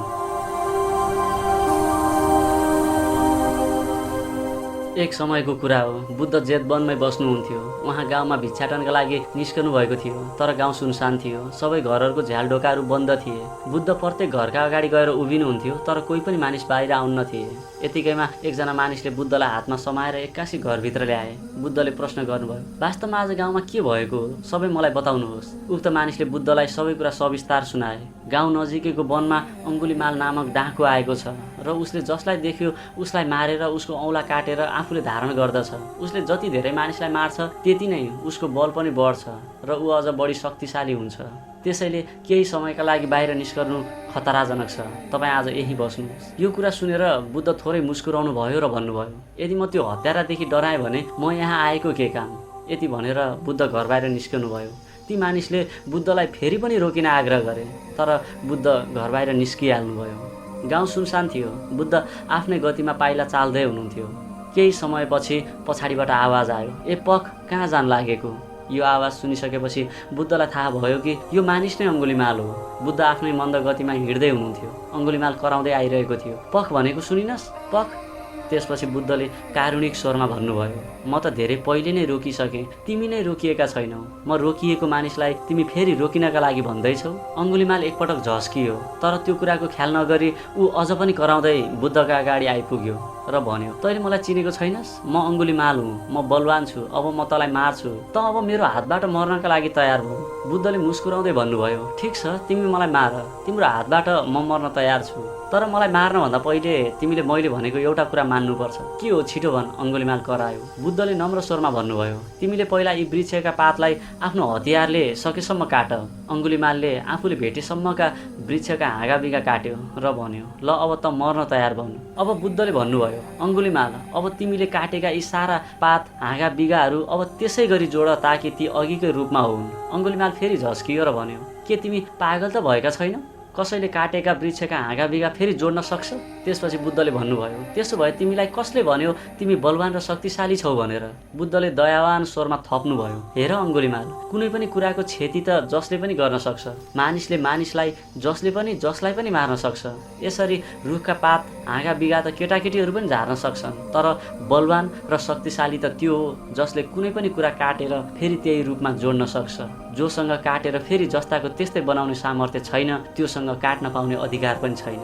बुद्धका कुरा सुनेर अङ्गुलीमालका आँखाबाट पश्चाताप र हर्षका आँसु झरे। पश्चाताप यसकारण कि उसलाई आजसम्म गरेको पापको महसुस भयो भने हर्ष यसकारण कि उसले सम्बोधि प्राप्त बुद्धसँग साक्षात्कार गर्न पाएको थियो। उसलाई थाहा थियो कि आफ्नो अब उद्धार हुनेछ भन्नेमा। उसले बुद्धका अगाडि घुँडा टेकेर दुवै हात जोड्दै माफी माग्यो। बुद्धले उसलाई अब सबै पाप कर्म छोडेर सद्धर्ममा लाग्नका लागि प्रेरणा दिनुभयो। अङ्गुलीमालले आफूलाई शिष्य बनाउनलाई बुद्धसँग आग्रह गर्यो। बुद्धले पनि अङ्गुलीमाललाई सजिलै शिष्यको रूपमा स्वीकार गर्नुभयो। त्यसपछि अङ्गुलीमालले बुद्ध समक्ष एउटा कुरा सोध्ने अनुमति माग्यो। बुद्धले अनुमति दिएपछि अङ्गुलीमालले सोध्यो, अघि हजुर मन्द गतिमा पाइला चाल्दा चाल्दै पनि आफू त धेरै पहिले नै रोकिएको, बरु म नै नरोकिएको भन्दै हुनुहुन्थ्यो, त्यसको अर्थ के होला? यो प्रश्न सुनेर बुद्धले मुस्कुराउँदै भन्नुभयो, मैले हत्या हिंसा गर्न पहिले नै रोकिसकेँ, तर तिमी नै रोकिएका छैनौ मात्र भनेको हुँ। बुद्धको कुरा सुनेर अङ्गुलीमालले बुद्ध कति ज्ञानी हुनुहुन्छ भन्ने कुरा बुझे। त्यसबेला सारीपुत्र, आनन्द, उपाली, किम्बिल र अन्य भिक्षुहरू पनि त्यहाँ आए। अङ्गुलीमाललाई त्यही उपालीले प्रवज्य दिए। त्यसपछि सबै एकैसाथ जेतवन फर्किए। यो त्यस शरद ऋतुको कुरा हो जति बेला बुद्ध वैशालीमा हुनुहुन्थ्यो। एक दिन जब कुटागारशाला धर्मकक्षको नजिकै ध्यान समाधिमा बस्नुभएको थियो, तब बिहारको दोस्रो भागमा अनेक भिक्षुहरूले आत्महत्या गरे। यो कुराको सूचना बुद्धलाई चाँडै नै मिल्यो। तब भगवानले सोध्नुभयो कि किन भिक्षुहरूले आत्महत्या गरे भनेर।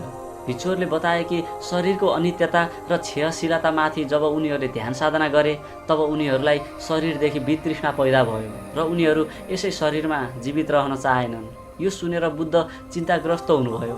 उहाँले सबै भिक्षुहरूलाई बोलाउनु भयो र भन्नुभयो, भिक्षुगण, हामी शरीरको अनित्यता र क्षयशीलतामाथि यसकारण ध्यान गर्छौँ जसले गर्दा हामीले शरीर धर्मको प्राकृतिक अवस्थालाई बुझ्न सकौँ र त्यसको बन्धनमा नफसौँ। आत्मजागृति र निर्वाणको स्थिति जगतसँग मागेर प्राप्त गर्न सकिँदैन। यी बन्धुहरूले यस स्थितिलाई ठिकसँग बुझ्दै बुझेनन् र मूर्खतावश पलायनको मार्ग अपनाए। यस्तो गरेर उनीहरूले अहिंसाको सील उल्लङ्घन गरेका छन्। उहाँले अगाडि बताउनुभयो, यदि धर्मदेशनालाई अज्ञात कारणवश ठिकसँग बुझ्न सकिएन भने साधक संकीर्ण विचारहरूमा फस्ने र उसले स्वयं आफ्ना लागि र अन्य मानिसहरूका लागि समेत दुःखको कारण उत्पन्न गरिदिने सम्भावना हुन्छ। तपाईहरूले धर्म शिक्षालाई बुद्धिमत्तापूर्वक सुन्नु, बुझ्नु र साधना अभ्यासमा अपनाउनु पर्दछ। भगवान बुद्धका विरोधी केही झुटा ब्राह्मणहरूले बुद्धमाथि झुटो आरोप लगाउनका लागि उनीहरूले चिन्चा नामक एक युवतीलाई तयार बनाए। चिन्चा पहिले त भगवान बुद्धको धर्मकक्षमा जाने आउने गर्न थालिन्। त्यसको केही समयपछि उनले उपासक उपासिकाहरूसँग राम्रो सम्बन्ध बनाउँदै गइन्। एक दिनको कुरा हो, उनले आफ्नो पेटमा गोलो काठले आफ्नो पेट केही ठुलो बनाएर धर्मकक्षमा गइन्। उनको पेट फुलेको देखिरहेको थियो। बुद्धको देशनामा उभिएर उनले भनिन्, तपाईँ धर्मका लामा छोटा कुरा त गर्नुहुन्छ, तपाईँको सम्मान पनि हुन्छ, तर तपाईँले मेरो ख्याल गर्नुहुन्छ कि हुँदैन? जसलाई तपाईँले गर्भवती बनाउनु भयो, मेरो गर्भमा तपाईँको बालक हुर्किरहेको छ, के तपाईँ यसको उत्तरदायित्व लिनुहुन्छ? यसले गर्दा सङ्घमा चिन्ताको लहर पैदा भयो। हरेकले बुद्धतर्फ हेर्न थाले। बुद्ध केवल शान्त भावमा मुस्कुराउँदै बोल्नुभयो, कुमारीजी, तपाईँ र मलाई मात्र थाहा छ तपाईँ जुन कुरा बोलिरहनु भएको छ त्यो कति सत्य छ भनेर। बुद्धको शान्त वचनले चिन्चा डगमगाइन् र भनिन्, ठिक भन्नुभयो, तपाईँ र मलाई मात्र यो सत्य हो कि मिथ्या हो भन्ने कुरा थाहा छ। बुद्ध अझै मुस्कुराउँदै हुनुहुन्थ्यो। सङ्घका भिक्षुहरू आफ्नो आश्चर्य लुकाउन सकिरहेका थिएनन्। अनेक मानिसहरू क्रुद्ध भएर उभिए। चिन्चालाई कतै मानिसहरूले मारपिट नगरून् भन्ने लाग्यो। उपस्थित उपासक उपासिका तथा भिक्षुहरूको क्रोध देखेर चिन्चा बचेर भाग्ने कोसिस गर्न थालिन्। भाग्ने क्रममा एक खम्बामा ठोकिएर लडिन्। जब लडेर उनी उभिन् तब उनको पेटमा बाँधिराखिएको काठको गोला तल झर्यो र खुट्टाको औँलामा लाग्यो र उनी कराउँदै आफ्नो औँला समाउँदै बसिन्। यसबाट उपस्थित जनसमुदायले राहतको श्वास फेरे। धेरै मानिसहरू उनको त्यो चर्तीकला देखेर हाँस्न थाले। केहीले चिन्चाको निन्दा गर्न थाले। भिक्षुणी भीमाले सहारा दिइन् र चिन्चालाई धर्मकक्षबाट बाहिर लिएर गइन्। जब उनीहरू बाहिर गए तब बुद्धले आफ्नो देशना आरम्भ गर्नुभयो, मानौ केही पनि घटना घटेकै छैन।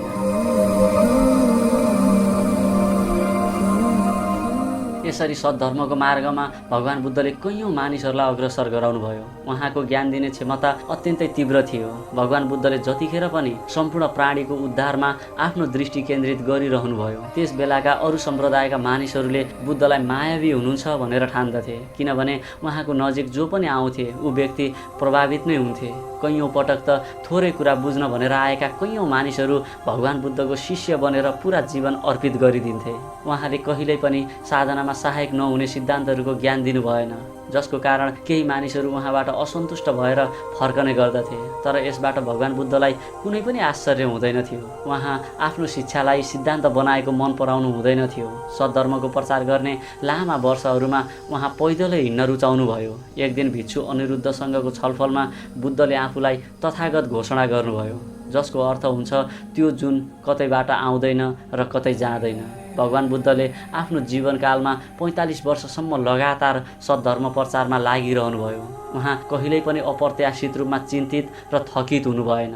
यसरी संसारलाई सद्धर्मको मार्ग देखाउने महान अभियानमा रहँदा कैयौँ उतार चढाव भने भगवान बुद्धको जीवनमा पनि नआएका होइनन्। यसै क्रममा भगवान बुद्धका भाइ देवदत्त जो काकाका छोरा थिए, उनले नै भगवान बुद्धको सङ्घलाई टुक्राएका थिए। उनले भगवान बुद्धका गुणोत्तम शिक्षालाई बुझ्न नसकेर आफ्नो छुट्टै सङ्घको स्थापना गरे, जहाँ बुद्धको सङ्घबाट 500 शिष्यहरू गएका थिए। देवदत्तले भगवान बुद्धलाई अनेक पटक हत्या गर्ने प्रयास पनि गरेका थिए, जसमा सबै प्रयास नै असफल भएको थियो। धर्म प्रचारमा धेरै टाढा जाँदा कैयौँ मानिसले बुद्धको निन्दा गर्ने गर्दथे, तर बुद्धले उनीहरूको निन्दा कहिल्यै पनि गर्नु भएन र सहज रूपले उत्तर दिनुहुन्थ्यो। भगवान बुद्धको तर्कसम्मत उत्तर सुनेर धेरै मानिस आश्चर्यमा पर्दथे र निन्दा गरेको मानिस स्वयं त्यही उपासक बन्दथे। भगवान बुद्धले जुन मानिसलाई जुन किसिमको शिक्षा चाहिन्छ त्यसै अनुसारको शिक्षा दिने गर्नुहुन्थ्यो। यसरी बुद्धले सबै मानिसहरू फरक फरक हुन्छन् र प्रत्येकको क्षमता फरक फरक हुन्छ भनेर राम्ररी बुझ्नु भएको थियो। जस्तो परिस्थिति छ त्यसै अनुसारको शिक्षा उहाँले दिनुहुन्थ्यो। एकपटक श्रावस्तीमा एक महिला आफ्नो एकमात्र छोराको मृत्युका कारण अत्यन्तै भावविह्वल भइन्। मानिसहरूले उनलाई बुद्धकोमा जाने सल्लाह दिए। आशावादी भएर उनी बुद्धकोमा गइन् र छोरो बचाइदिन आग्रह गरिन्, जुन असम्भव थियो। भगवान बुद्धले छोरालाई बचाउनका लागि कोही पनि मानिस नमरेको घरबाट सरसिउ लिएर आउन भन्नुभयो। उनी मानिस नै नमरेको घर खोज्दै हिँडिन्, तर कतै पनि पाइनन्। बुद्धको यो प्रयोग नै उनका लागि शिक्षा भयो र क्रमशः उनको मन शान्त भयो र पछि उनी भिक्षुको जीवन अपनाएर अर्हत प्राप्त गरिन्। यसरी भगवान बुद्धले कैयौँ मानिसहरूलाई आफ्नो वास्तविक स्वरूपको दर्शन गराउन सफल हुनुभयो। यसरी दिनहरू बित्दै गए। भगवान बुद्धको आयु 80 वर्षको नजिकतिर थियो। महामौदगल्याण, कौण्डन्य, राहुल, यशोधरा, पूर्णा, भिक्षुणी, गौतमीहरू धेरैको मृत्यु भइसकेको थियो। जीवनको उत्तरार्धमा पनि भगवान बुद्धको ज्ञान दिने क्षमतामा कमी आएको थिएन। भगवान बुद्धले विभिन्न ठाउँको भ्रमण गरि नै रहनुभएको थियो। उहाँ जहाँ जानुहुन्थ्यो त्यहाँ धेरै भिक्षुहरूलाई निमन्त्रणा दिन लगाउनुहुन्थ्यो र अधिक भिक्षुहरूलाई एकैसाथ प्रवचनमा सहभागी गराउनुहुन्थ्यो ताकि धेरै भिक्षुहरूले एकैसाथ उहाँको ज्ञानको लाभ लिन सकुन्।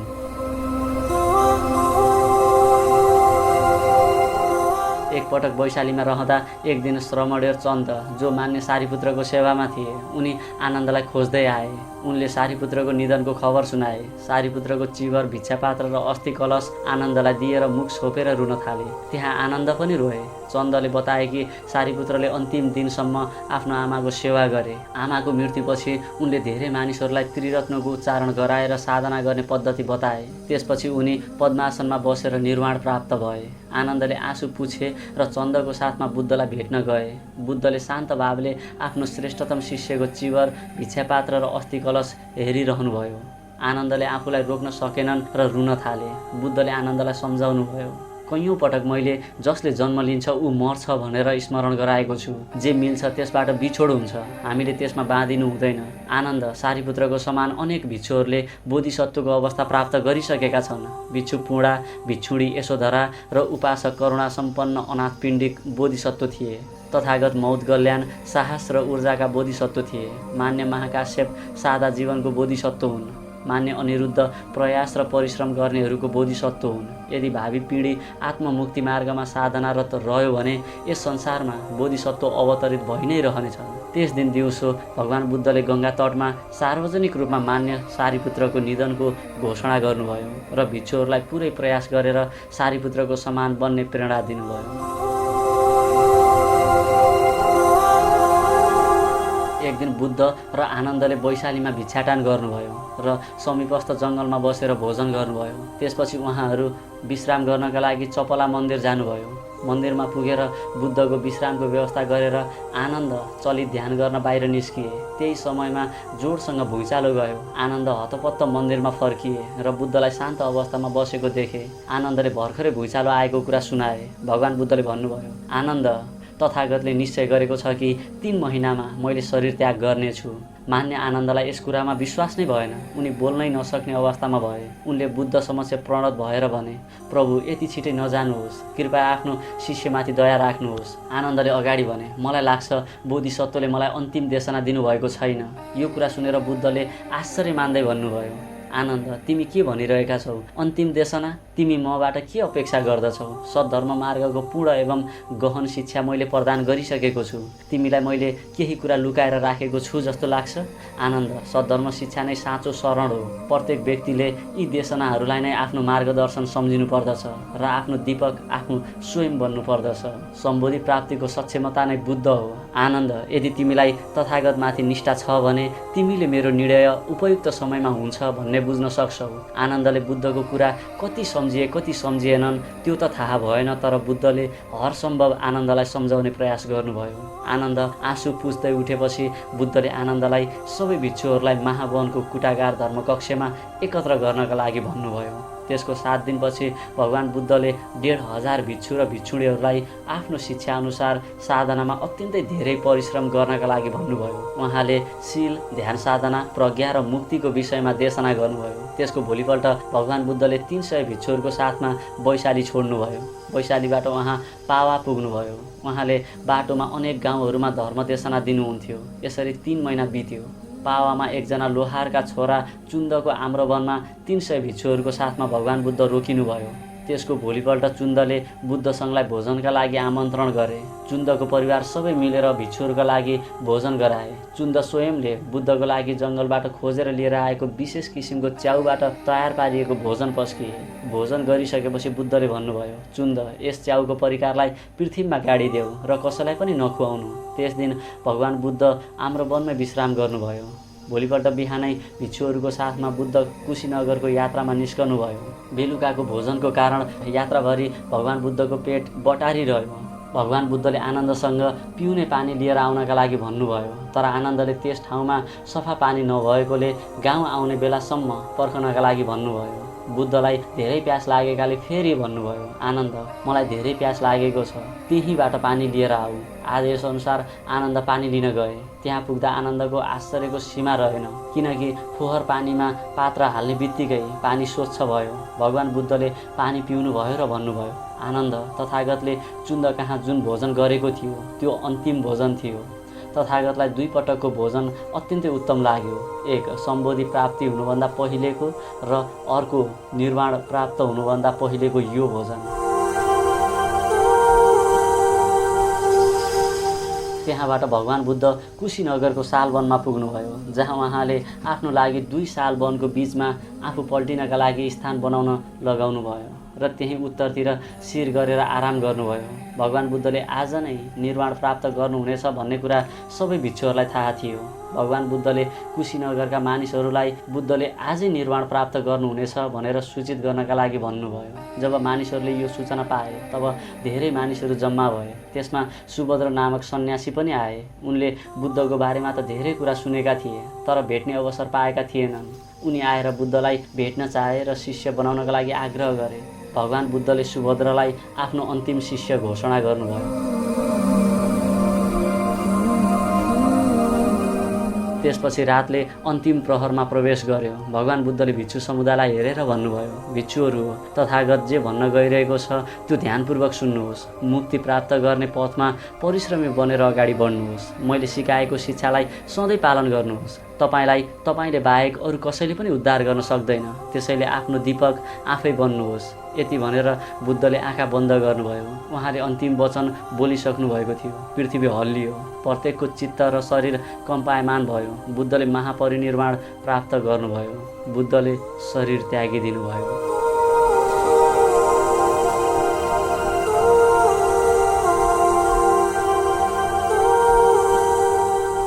केही भिक्षुहरू हात फैलाएर पृथ्वीमा पल्टिए। केही भिक्षुहरू रोइरहेका थिए, केही भिक्षुहरू शान्त थिए। मान्य अनिरुद्धले भिक्षु समुदायलाई सम्बोधन गर्दै नरुनका लागि र बुद्धको शिक्षामाथि ध्यान केन्द्रित गर्नका लागि भने। त्यसपछि अनिरुद्ध र आनन्दले बुद्धका महान कार्यहरू, उहाँको सद्गुणहरू, ध्यान साधना, आनन्द र समत्वको प्रशंसा गरे। यसरी पुरा रात बित्यो। भोलिपल्ट बुद्धको महापरिनिर्वाणको सूचना जताततै पुग्यो। धेरैले बुद्धलाई अन्तिम पटक देख्न नपाएकोमा खेद प्रकट गरे। 6 दिन 6 रातसम्म टाढा टाढाबाट मानिसहरू आएर बुद्धको पार्थिव शरीरलाई पुष्प अर्पित गरिरहे। 7औं दिनमा बुद्धको पार्थिव शरीरलाई आगो दिइयो। बुद्धको अस्थि धातुलाई 8 भागमा विभाजन गरियो। मगधले राजगृहमा, लिच्छिवीले वैशालीमा, शाक्य राज्यले कपिलवस्तुमा, बुलयले बेटद्वीपमा र मल्ल राज्यका मानिसहरूले कुशीनगरमा र पावामा स्तूप बनाउने भए। महाकाश्यप, अनिरुद्ध र आनन्द मिलेर भगवान बुद्धको भिक्षापात्र बेडुवन लिएर आए। यसरी एकजना युग पुरुषको अन्त्य भयो, जसले त्यसबेला हजारौँलाई आत्ममुक्तिको मार्गमा डोहोऱ्याउन सफल हुनुभयो भने उहाँको ज्ञानबाट आजसम्म पनि मानिसहरू लाभान्वित भइरहेका छन्। हामीले यसै भिडियोमा मात्रै भगवान बुद्धको पुरा जीवनी समेट्न सकेका छैनौँ र त्यो सम्भव पनि छैन। आगामी दिनहरूमा भगवान बुद्धको कथालाई हामीले लिएर आउने वाचा गर्दछौँ। त्यसैले हाम्रो यस च्यानललाई सब्स्क्राइब गरिदिनु होला र यस भिडियो तपाईलाई कस्तो लाग्यो प्रतिक्रियाका लागि कमेन्ट गर्न भने नभुल्नुहोला। धन्यवाद।